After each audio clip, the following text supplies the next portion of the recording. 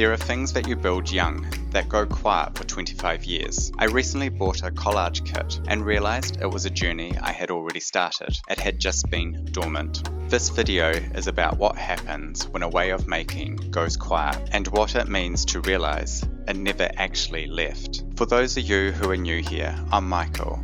I spent 20 years in the creative industry before burnout stopped me completely. I'm slowly finding my way back through art, the garden, and a quieter pace. And speaking of new, if you're here because of the Opshop video, welcome. I never expected that video to travel as far as it did.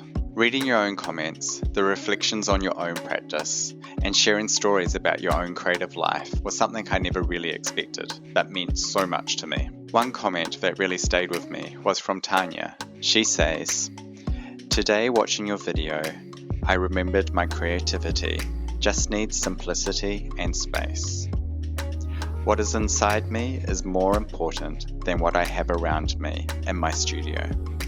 There's something in that. I'm still thinking about it, so thank you, Tanya. I feel like I'm learning just as much from you.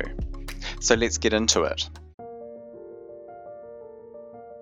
There's a set of paintings I made when I was 17. They've been sitting in storage for a long time. They were part of my bursary portfolio, my final year of high school art. The subject was Taranaki, not the busy parts, the still ones, rural hillsides, the mountain, forgotten train tracks. I started with maps.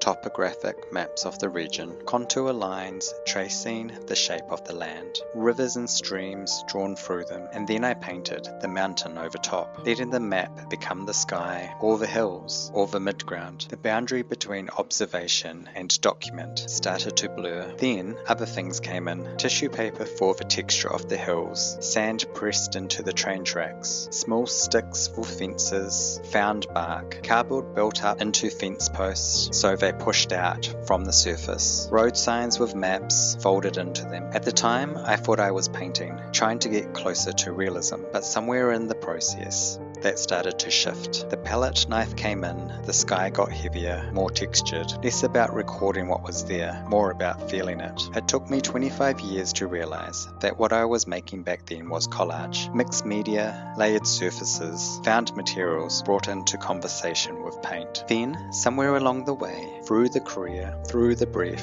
and the clients, and the deadlines, that instinct went quiet. Not gone, just dormant. The way the garden goes still in winter, and you forget for a moment that it knows exactly what it's doing.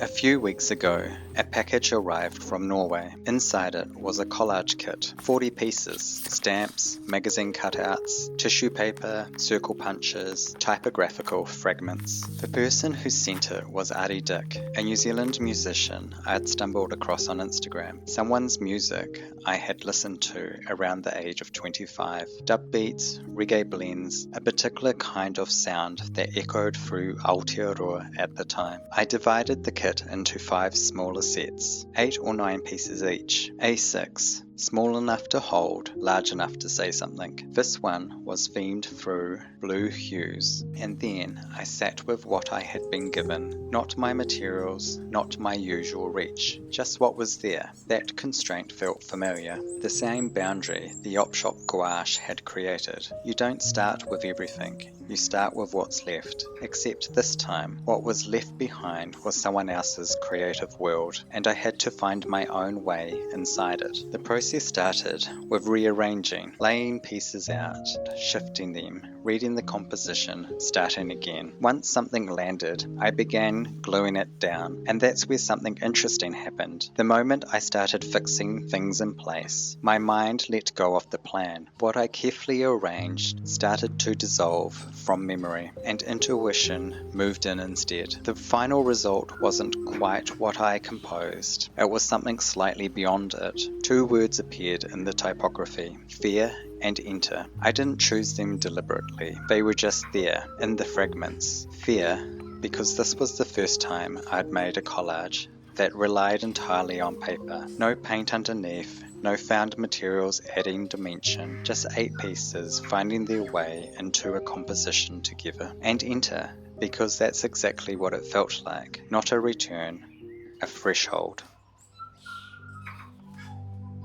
When the glue dried, I sat with it. The collage was finished in one sense, composed, considered, fixed in place, but something wasn't sitting right. It didn't feel like it belonged to the same body of work I had slowly been building. So I reached for the Lara pencils, the same ones I used from the garden sketchbook. I started adding shades, nothing precise, just working in areas that felt flat, building up depth with deeper blues and purples. Then the yellow, a yellow circle already in the collage, one of the strongest shapes in the composition. I pulled into it with a brighter accent, letting it lift. The marks got looser as I went, rougher, the kind of energy that comes when you stop being careful. I used an ink pen, adding some scribbles. After that, I opened the test pot. I got it on my fingers, so I just used them, smudged the white indirectly, no brushes, no control, just hands moving across the surface. After that, I used a paintbrush, adding more white, working into particular areas, pulling things forward. My work seems to come alive in the mess after the structure, in the marks that come after the plan. The collage needed this, not because the meaning changed, but because it needed to feel like it came from the same place as the zinnia, the borage, the lace aloe, the same hands, the same slow attention, the same willingness to interrupt something until it finally feels like yours.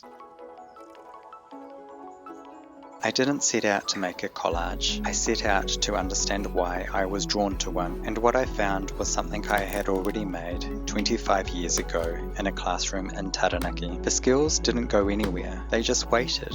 Through the career, the deadlines, the years of letting work define what creativity was allowed to be, they sat quietly underneath all of it. And now, coming back through the garden, through the op shop finds, through a package that arrived from Norway, they're finding their way back to the surface. Not as the same thing they were, but layered with everything that came after. That's what collage is, I suppose. Not starting from scratch, assembling what's already there into something that finally feels whole.